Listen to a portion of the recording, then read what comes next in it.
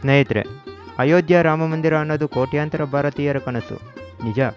ಇನ್ನು ಶ್ರೀರಾಮ ಮಂದಿರದಲ್ಲಿ ರಾಮಲಲ್ಲಾಗೆ ಅರ್ಚಕರಾಗಿ ಸೇವೆ ಸಲ್ಲಿಸುವ ವಿಚಾರವಂತೂ ಸಾಕಷ್ಟು ಸದ್ದು ಮಾಡಿತ್ತು. ಇದೀಗ ಅದಕ್ಕೆ ತೆರೆ ಬೀಳೋ ಎಲ್ಲ ಲಕ್ಷಣವೂ ಕಾಣಿಸ್ತಾ ಇದೆ. ಅರ್ಚಕರ ಆಯ್ಕೆಯಲ್ಲಿ ಇಡೀ ವಿಶ್ವಕ್ಕೆ ಒಂದು ಸಂದೇಶ ಸಾರಲು ಹೊರಟಿದೆ. ಅದೇನಂತ ಈ ವಿಡಿಯೋದಲ್ಲಿ ಕಂಪ್ಲೀಟ್ ಡೀಟೇಲ್ಸ್ ಕೊಡ್ತೀನಿ. ನೀವೇನಾದರೂ ಇನ್ನು KLN ಅಪ್ಡೇಟ್ಸ್ ಚಾನಲನ್ನು ಸಬ್ಸ್ಕ್ರೈಬ್ ಆಗಿಲ್ಲ ಅಂದರೆ ಈಗಲೇ ಸಬ್ಸ್ಕ್ರೈಬ್ ಆಗಿ ಬೆಲ್ ಐಕಾನ್ ಮೇಲೆ ಕ್ಲಿಕ್ ಮಾಡಿ. ಅಯೋಧ್ಯೆ ಶ್ರೀರಾಮ ಮಂದಿರ ಹೆಸರು ಕೇಳಿದ್ರೇ ಅದೊಂದು ರೋಚಕ, ಪ್ರತಿಯೊಬ್ಬ ಭಾರತೀಯನ ಕನಸು. ಅಯೋಧ್ಯೆ ರಾಮ ಮಂದಿರ ನಿರ್ಮಾಣಕ್ಕೆ ಏನೆಲ್ಲ ಅಡ್ಡಿ ಆತಂಕಗಳು ಇತ್ತು ಅಂತ ಇಡೀ ಜಗತ್ತಿಗೆ ಗೊತ್ತಿರುವ ವಿಷಯ. ಏನೇ ಮಾಡಿದರೂ ಸಹ ಅದರಲ್ಲೊಂದು ತಪ್ಪು ಹುಡುಕೋದು, ಪ್ರಶ್ನೆ ಮಾಡೋದು ಸೋಕಾಲ್ಡ್ ಬುದ್ಧಿಜೀವಿಗಳ ಸ್ವಭಾವ. ಅದೆಲ್ಲ ಪಕ್ಕಕ್ಕಿಟ್ಟು ಇದೀಗ ಶ್ರೀರಾಮ ಮಂದಿರದ ಮೊದಲನೇ ಹಂತದ ಕಾಮಗಾರಿ ಮುಕ್ತಾಯಗೊಳಿಸಿ ಶ್ರೀರಾಮ ಮಂದಿರ ಟ್ರಸ್ಟ್ ಜನವರಿ 22ರಂದು ರಾಮಲಲ್ಲಾ ಮೂರ್ತಿಯ ಪ್ರಾಣ ಪ್ರತಿಷ್ಠಾಪನೆಗೆ ದಿನಾಂಕ ನಿಗದಿಪಡಿಸಿದೆ.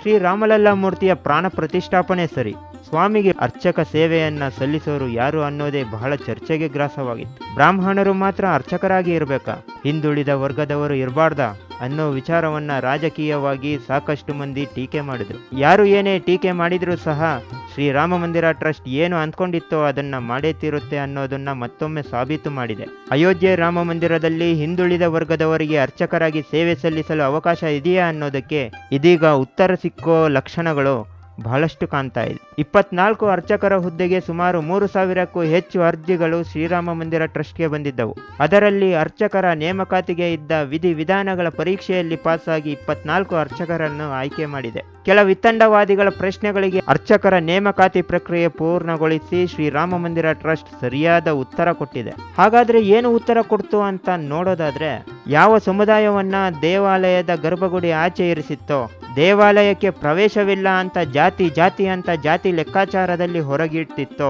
ಯಾವ ಸಮುದಾಯದವರ ಮನಸ್ಸಿನಲ್ಲಿ ನಮ್ಮ ಮೈಯಲ್ಲೂ ಹರಿಯುತ್ತಿರೋದು ಕೆಂಪು ರಕ್ತಾನೆ, ನಮಗೇಕೆ ದೇವಾಲಯದ ಪ್ರವೇಶವಿಲ್ಲ ಅಂತ ಕೊರಗುತ್ತಿತ್ತೋ, ಇನ್ನು ಇದೇ ವಿಚಾರವನ್ನು ಕೆಲ ಬುದ್ಧಿಜೀವಿಗಳು ಬೆಟ್ಟು ಮಾಡಿ ತೋರಿಸಿ ತಮ್ಮ ರಾಜಕೀಯ ದುರ್ಲಾಭಕ್ಕಾಗಿ ಬಳಸಿಕೊಳ್ತಾ ಇದ್ರೋ, ಅದೇ ಸಮುದಾಯದವರನ್ನು ಸಹ ಅರ್ಚಕರ ಹುದ್ದೆಗೆ ಶ್ರೀರಾಮ ಮಂದಿರ ಟ್ರಸ್ಟ್ ನೇಮಕ ಮಾಡಿ ಸಮಾಜಕ್ಕೆ ಒಂದು ಮಹತ್ವದ ಸಂದೇಶವನ್ನು ಕೊಟ್ಟಿದೆ. ತಾನು ಆಯ್ಕೆ ಮಾಡಿರುವ 24 ಅರ್ಚಕರ ಪೈಕಿ 2 SC, ಓರ್ವ OBC ಸಮುದಾಯಕ್ಕೆ ಸೇರಿದ ಅರ್ಚಕರು ಇದ್ದಾರೆ ಅನ್ನೋ ಮಾಹಿತಿ ಹರಿದಾಡ್ತಿದೆ. ಈ ವಿಚಾರಕ್ಕೆ ಸಂಬಂಧಿಸಿದಂತೆ ಸಂಬಂಧಪಟ್ಟ ಆಡಳಿತ ಮಂಡಳಿಯಿಂದ ಅಧಿಕೃತ ಮಾಹಿತಿಯಷ್ಟೇ ಹೊರಬರಬೇಕಿದೆ. ನೇಮಕವಾದ ಅರ್ಚಕರಿಗೆ 3 ತಿಂಗಳು ಗುರುಕುಲ ಪದ್ಧತಿಯಲ್ಲಿ ತರಬೇತಿ ನೀಡಲಾಗುತ್ತೆ. ಈ ವೇಳೆ ಬಹುಮುಖ್ಯ ಆಧುನಿಕ ಸೌಲಭ್ಯಗಳಾದ ಮೊಬೈಲ್, ಇಂಟರ್ನೆಟ್ ಬಳಸುವಂತಿಲ್ಲ. ಈ ಸಂದರ್ಭದಲ್ಲಿ ಅವರಿಗೆ ದೇವಾರಾಧನೆಯ ನಿಯಮಾವಳಿಗಳನ್ನು ಕಳಿಸಲಾಗುತ್ತೆ. ಇದೆಲ್ಲ ಸಂಪೂರ್ಣಗೊಂಡು ಅನಂತರ ಶ್ರೀರಾಮಲಲ್ಲಾ ಮೂರ್ತಿಗೆ ಧಾರ್ಮಿಕ ಸೇವೆಗಳನ್ನು ಸಲ್ಲಿಸಲು ಅರ್ಹರಾಗುತ್ತಾರೆ. ಎಂಥ ಮಹತ್ವದ ಕಾರ್ಯ ಇದು! ಇದಷ್ಟೇ ಅಲ್ಲ, ಇನ್ನು ಶ್ರೀರಾಮ ಮಂದಿರ ಮತ್ತಷ್ಟು ಕೌತುಕಗಳನ್ನು ತನ್ನಲ್ಲಿ ಅಡಗಿಸಿಕೊಂಡಿದೆ.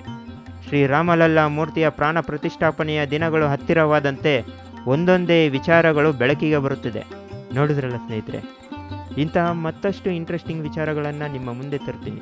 ಕಾಮೆಂಟ್ ಮೂಲಕ ನಿಮ್ಮ ಅನಿಸಿಕೆಗಳನ್ನು ತಿಳಿಸಿ, ಲೈಕ್ ಮಾಡಿ, ಶೇರ್ ಮಾಡಿ.